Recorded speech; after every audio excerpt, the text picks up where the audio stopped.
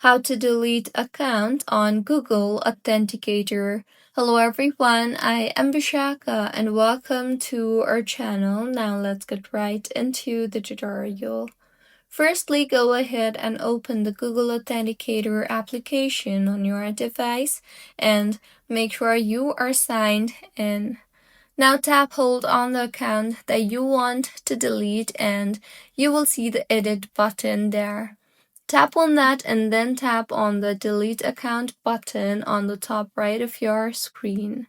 Now, in the confirmation pop-up that appears, tap on the remove account option, and with this, as you can see here, the account has been deleted.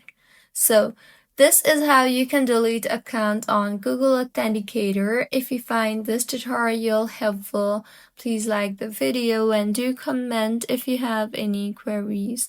Also, do subscribe to our channel for more helpful tutorials like this. See you on the next one.